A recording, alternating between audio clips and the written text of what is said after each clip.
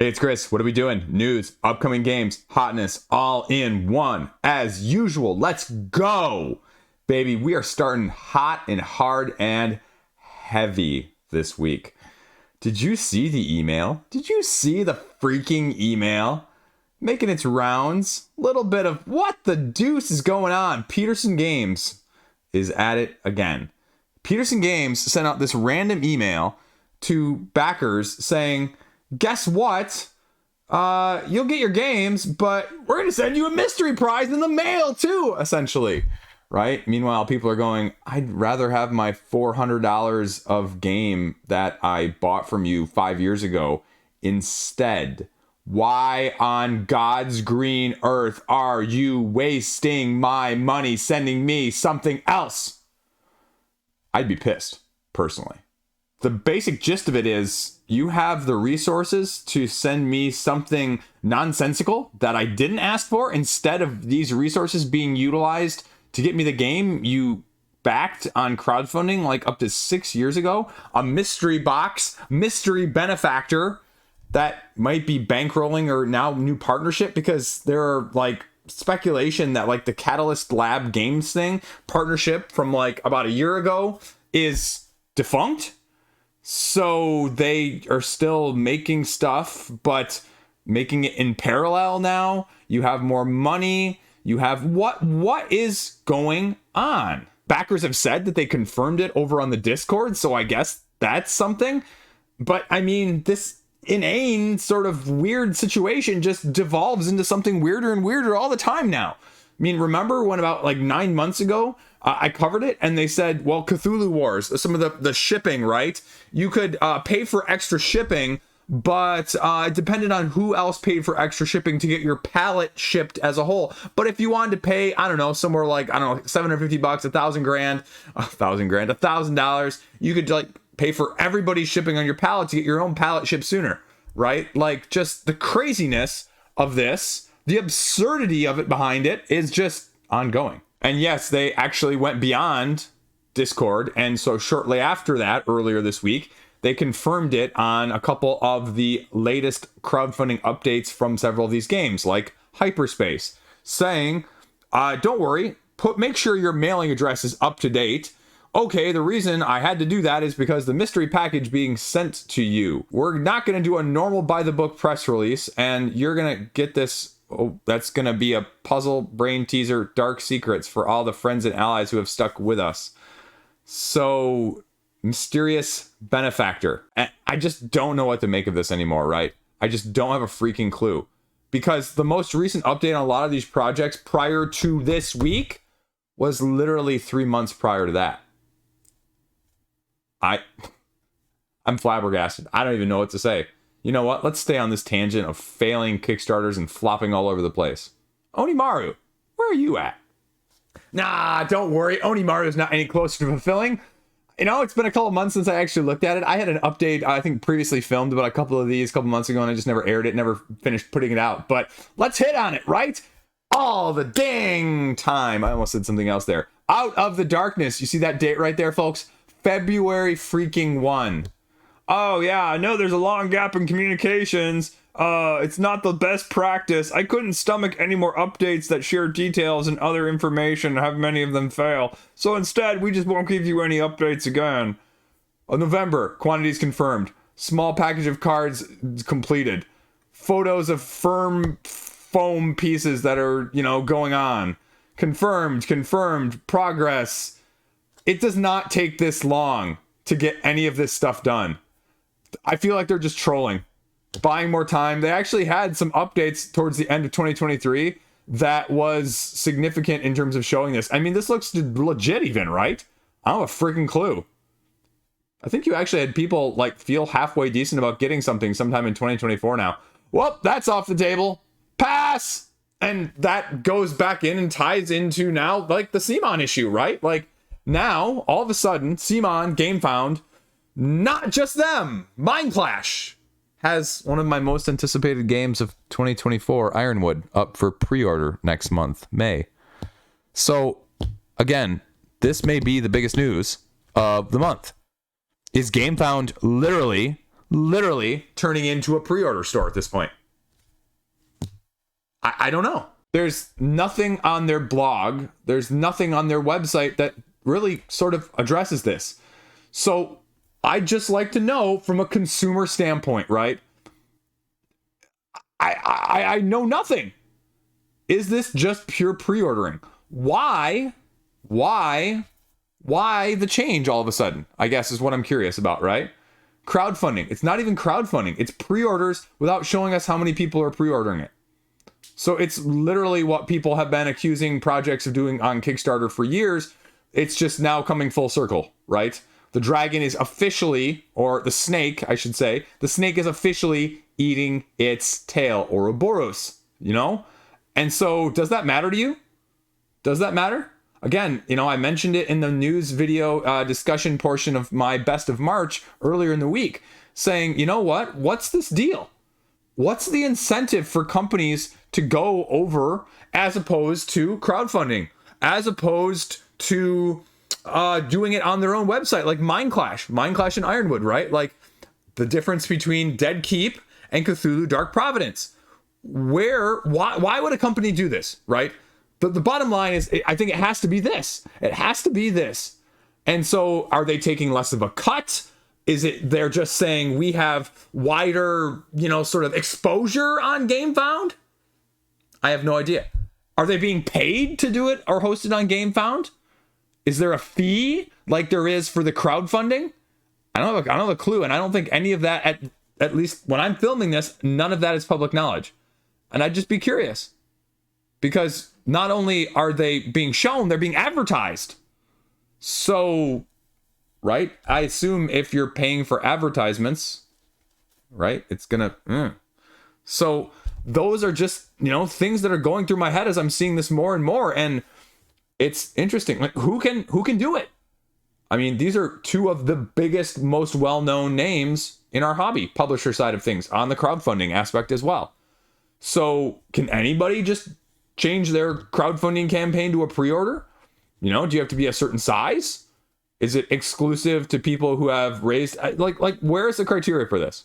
So I don't know. Does it have the same Gamefound sort of guarantee? And you know what? To answer my own last question there, no. The answer is no. The answer is no. If you go over to Dead Keep's page right now, it literally says, we have a policy of no questions asked, refunds until the pre-order deadline, minus the Gamefound processing fees. Okay. So they're getting processing fees for pre-orders. So that answers that question that I already asked as well. Stretch pay, non-refundable whatsoever. And the terms and conditions at the bottom here. By confirming your order, you agree that this sale is final. No refunds will be issued except at our absolute discretion. Period. So, right? Why would I do this even with something like Roth, if this is starting to be the way things that went, right? Like when I talked about Roth already showing up at retail pre-order on the crowdfunding campaign's duration. I don't know if you can make me FOMO with enough exclusives at this point to make me do this, right? Because if CMON is paying a fee to Gamefound for this, I'm going to get marked up on a surcharge, which means that those promos are going to take a hit. So unless it really is exclusive, and it's kind of a gamble, more of a gamble in some ways from that sense. So, man, this is going to be a real interesting thing. And that leads me into the next segue. I didn't think I'd be talking about this long. I'm sorry. But 7th Citadel, Cirrus Pulp. Folks who did 7th Continent. 7th Citadel just recently being delivered, right? They just announced later this summer, 7th Citadel more, right? Awesome. People are loving it. Better than 7th Continent. Wait. I was just talking about the agreement between apparently Mindclash and, CMON and Gamefound. These folks now have an agreement. They sent out a press release. They have an agreement with Kickstarter. Again, no details. No details. What does that mean? But like, they're going, in this press release, they said they're going exclusively to Kickstarter. they have an agreement with Kickstarter to only go through them. Right? Anybody who wants to sponsor me and entice me to talk about them or do that on my channel, I'm all for it, right? Find me a sponsor. Somebody. Any game shop out there want to sponsor me? Any publisher want to sponsor me? Hit me up. My deets are out there. But, like, is this going to be the common thing? Is this like the NIL with college football and the transfer portals and people just going to the highest bidder? I don't have a clue. That's what it kind of feels like now. Again, as a consumer, I guess, right? You can also, on the flip side, just say, who cares, Chris? Who freaking cares? Because, you know what? I'm going to get the game or not to get the game, not dependent on the crowdfunding website, right? Because unless we start diving into the tribalism of like WWE versus AEW and mine is better than yours and Kickstarter and Gamefound and BackerKit and you know what? Who cares, right? Like as long as the game's good, as long as you're not FOMOing me too much, do I really, honestly, bottom line, end of the day, care? No, honestly, I don't. But it's just another creeping aspect because I think it goes right along with deluxifications and I think it goes right along with price creep that we're seeing. If a company is being paid or they're paying a crowdfunding website, whatever the relationship is there, you know what? It's sort of the opposite of trickle-down economics, right? It's trickle-up prices, I think, is what's going to happen if they're paying more fees. If CMON is paying more fees on these pre-orders, you're going to pay more of a cost. And it's not going to be as incentivized. And we're going to have to see how this evolves. But it's something to keep a very, very close eye on.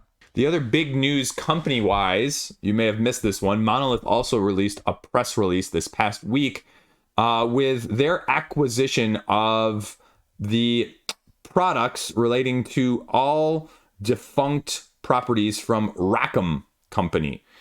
And this was apparently the designation of the Paris Commercial Court.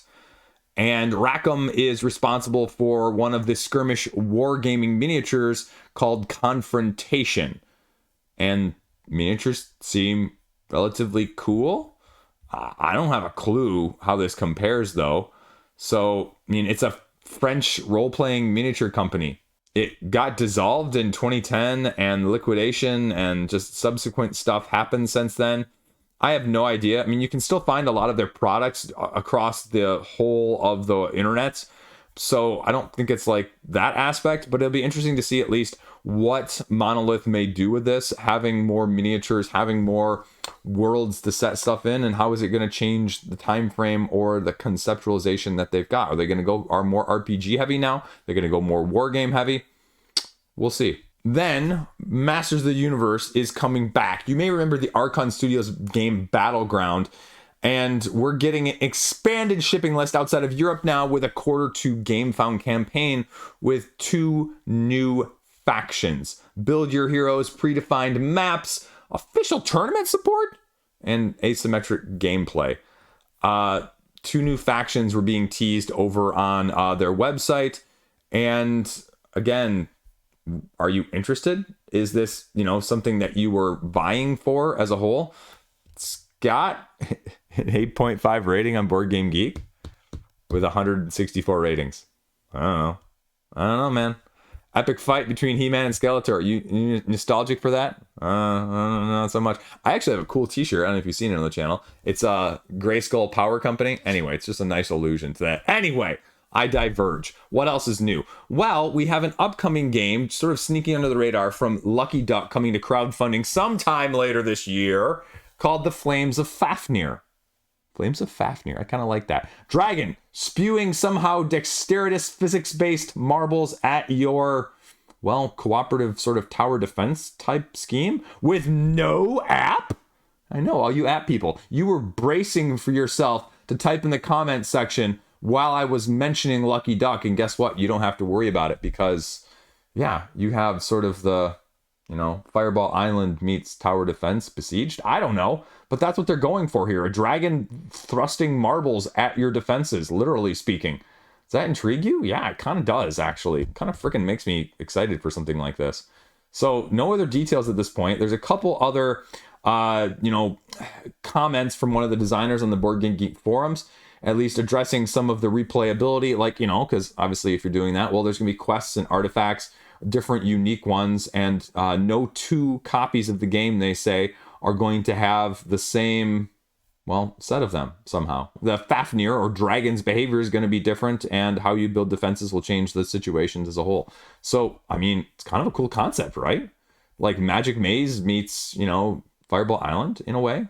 I'm intrigued. Speaking of that, Magic Maze Tower recently announced.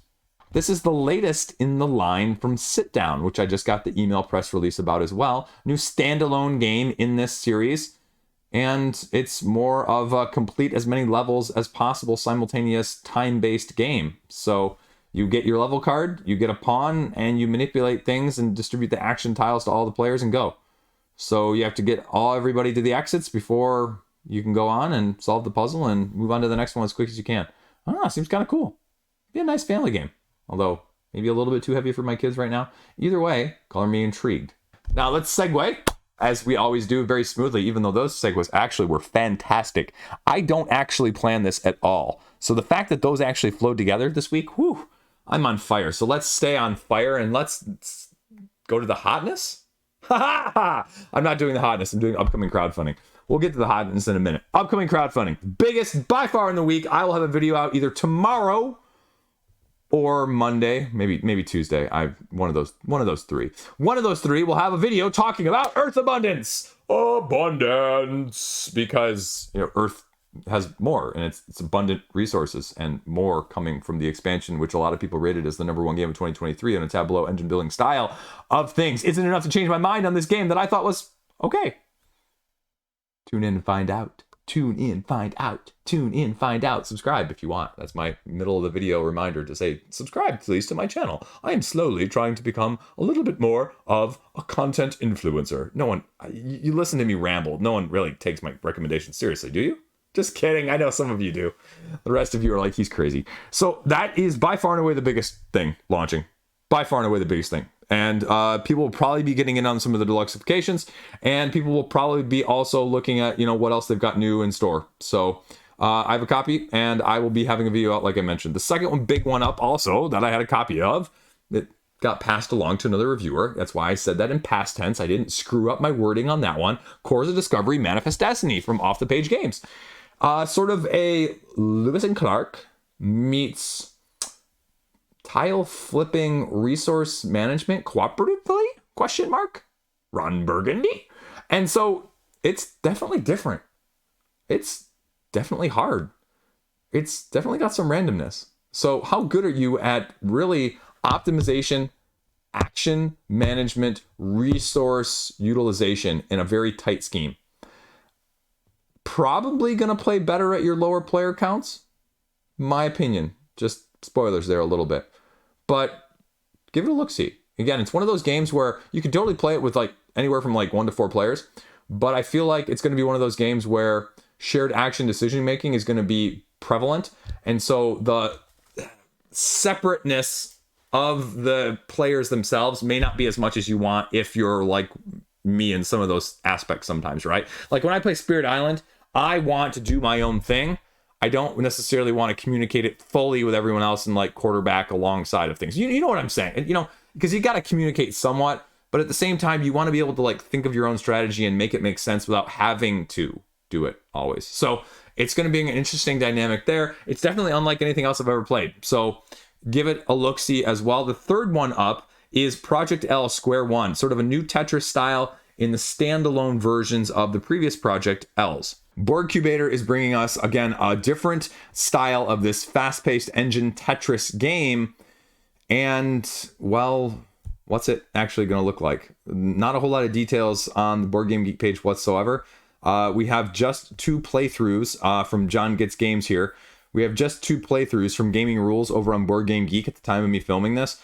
And, man, I was hoping to get a little more information before it launched. But, again, this is one of those games where I think it's an ultimate try before I buy style of things for me personally, because I could see it being a really, really awesome fit. And I could also see myself just again, like what I think I'm going to enjoy versus what I actually enjoy. Because you've had those games where sometimes they line up completely and sometimes they just don't line up whatsoever. So that one is going to be one of the other games that's really going to be on my radar in terms of looking and seeing from that aspect of things. Then the other one that's sort of flying under the radar is Black Sonata. The single player game from 2017 is getting an expansion because you're trying to figure out in the original game who the identity of the mysterious Shakespearean lady is as you search through London. And now this expansion is called Strange Shadows, as I choke here on food I ate half an hour ago, giving you a varying difficulty. More importantly, though, it's going to offer you a 2-player variant. So it's going to be sort of a little bit of a combination of modular expansions all wrapped up into one, which again, you've heard me espouse on, which sometimes is great, sometimes isn't quite as good. Darkest Ladies, Indirections, Blazonry, Ferryman, Cat and Mouse, Tarot cards, extra fog cards. Does that sound good to you? Cat and Mouse is the 2-player version. Tarot cards and extra fog cards are going to give you additional options. The Tarot cards specifically are going to give you ability to pause the lady's flight to catch up to her, but paying a cost later. Ferryman allows you to get around faster with a penalty. Blazonry, hiding behind the shield that the lady is doing, and you have to deduce the symbols. Indirections, 2 different types of stealth cards mixed into your deck, and the Darkest Ladies gives you an alternate Dark Lady card without suits, and you have to guess symbols again. So, are you a fan of this game? Were you a fan of this game? Do you remember this game at all? 7.5 rating, top 1,000 board game geek. Very interesting aspect as a solo game only.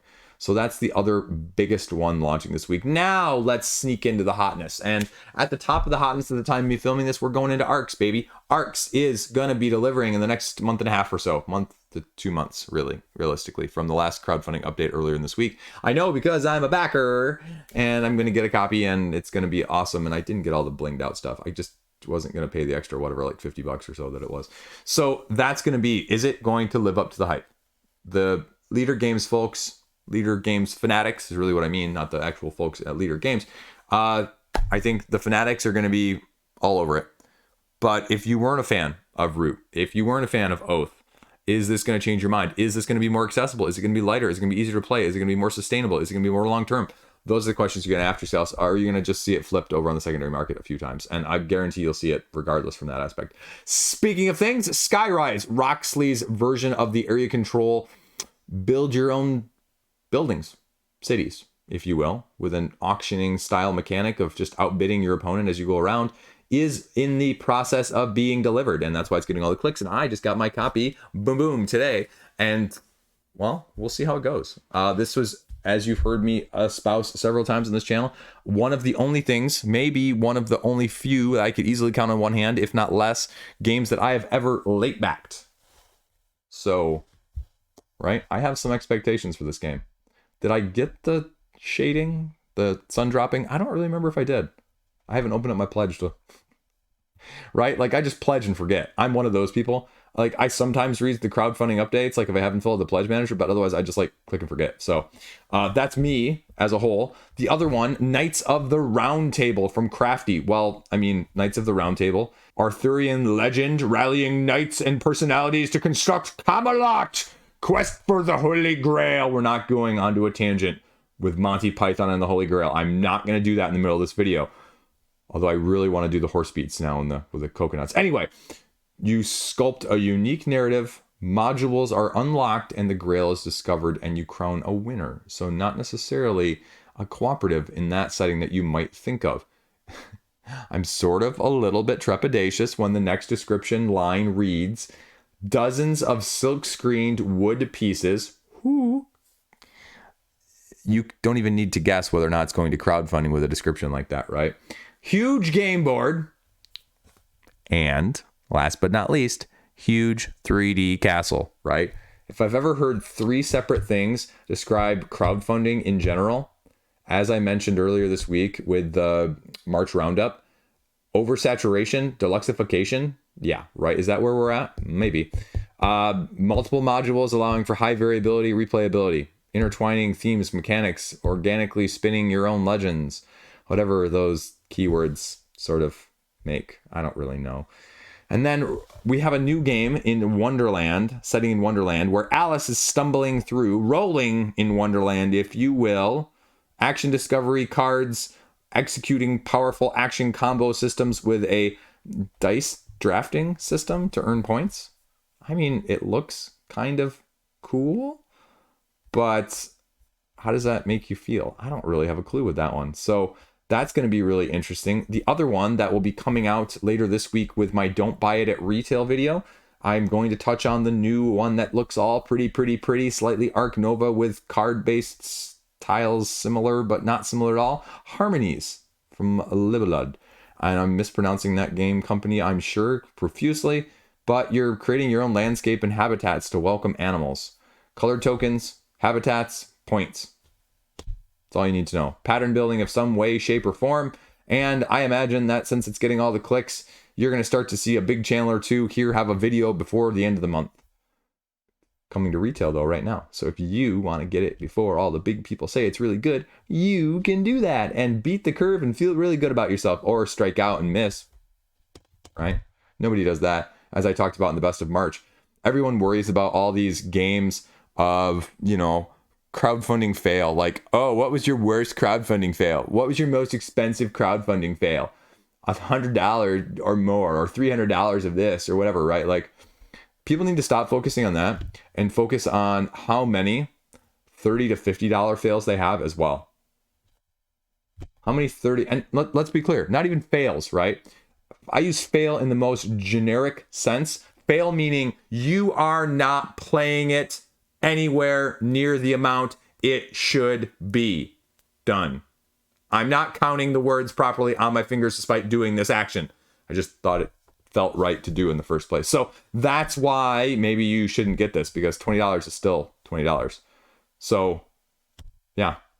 And never mind, actually, half a dozen, big name people already have videos out on Board Game Geek at the time of me doing this. So ignore that comment as a whole. Castles of Burgundy reprint. We talked about it in the crowdfunding roundup yesterday. Fantastic game, top 25 game of all time, 16th ranked game on Board Game Geek. Do you need to pay $100 more or so for shipping and everything else that goes along with it? Then you could buy it at a, retail edition.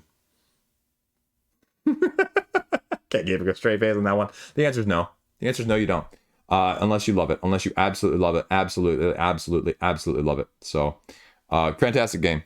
Awesome, freaking fantastic game. I wouldn't buy the miniatures necessarily. I think they convolute it and just make it too hard to navigate from a setup, teardown, just practical side of things. Just even the gameplay. But the other stuff, absolutely. Acrylic tiles, the inserts in terms of not letting the hexes rotate or space or move around on your actual player board. The playmat, awesome. But are you a lover of it or just a desirer of it? Nature is also on the hotness. I talked about that as well in one of the previous roundup videos. And, well, North Star Games is putting more information out there. They've been throwing it all around. They have some more modular content that's going to be available, and we're going to see later this year if this re-implementation of Evolution can hold up, because they say they've got 10 years of development potentially going towards this going forward with these modules. So, I mean, like 5 to 10 modules at the time of it being released, which is freaking impressive and insane and a little bit of crazy all rolled into one in a great way, I guess. So we'll see if that one holds up. Slay the Spire, is actually also starting to make some waves because, people are getting it. People are reviewing it. People are clicking on it very heavily. And is it going to live up to your expectations? A surge of videos now in the last week and a half or so on Board Game Geek. So if you want to see some more info, if you want to see some ratings and some hype and some, will this hold up? I don't really know. I have another game like it, roguelike, that I'll be talking about later in crowdfunding for next month, Children of Morta, I believe. And does very something similar. So that is on there as well. The next Garphill games, I think they announced it, I'm sure, on one of their live streams, if I missed that, because I think they do one of those rather regularly. It is titled The Anarchy. And actually, you know what? I take that back. That was released a while ago, but now people are clicking on it as one of the more upcoming ones with a 4.0 weight on Board Game Geek, 1 to 4 players. And, Henry I, the King of England in 1135 has died. You're nobles and you're trying to build domain, defend the castle, and, be king, right? So, prove you're the most loyal to King Stephen. Multi-use cards, income gathering, I have no idea. Again, 4 is going to be, you know, basically pushing me out of any interest from it from that standpoint.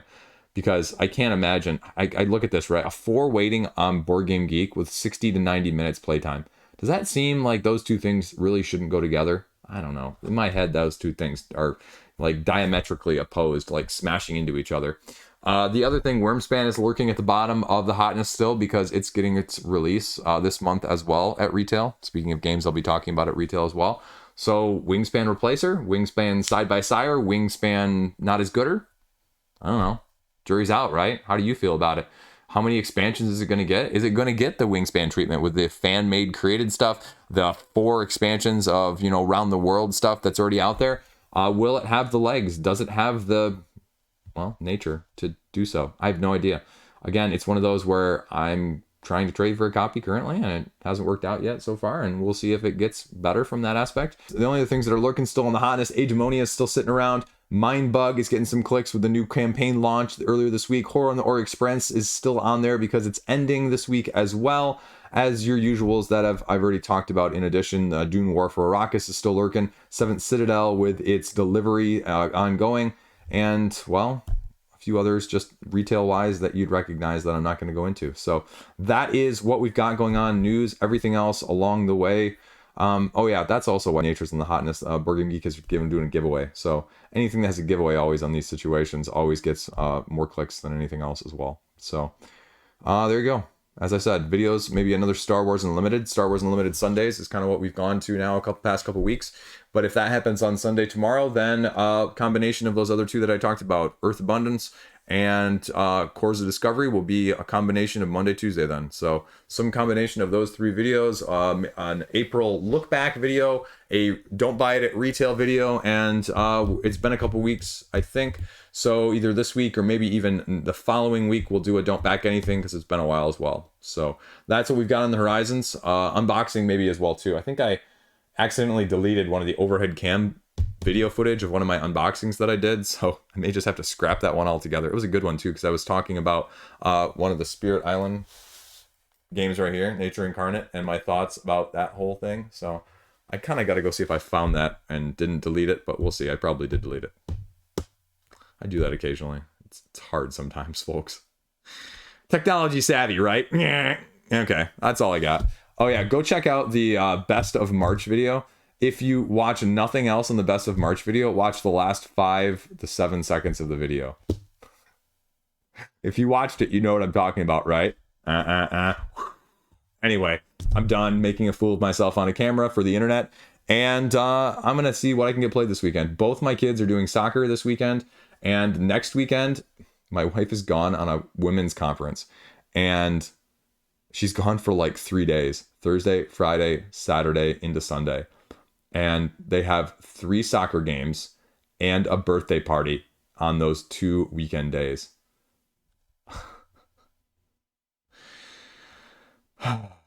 Single parenting is going to be really tough because, I mean, like, kids' birthday parties on the other side of the town.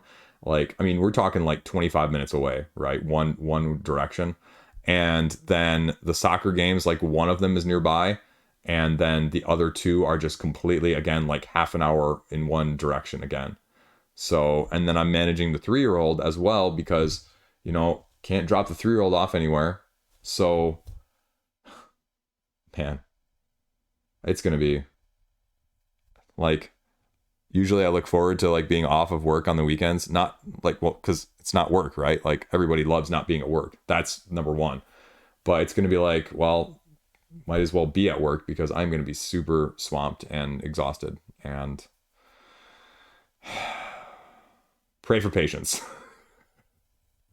That's all I got. Stay classy. Have a great freaking day. Thanks for watching. Sub if you made it this far. I don't know what else to say at the end here. I'm done. Peace out. Rant over. I thought that beginning rant was pretty good though, especially because it's all again off the top of my head.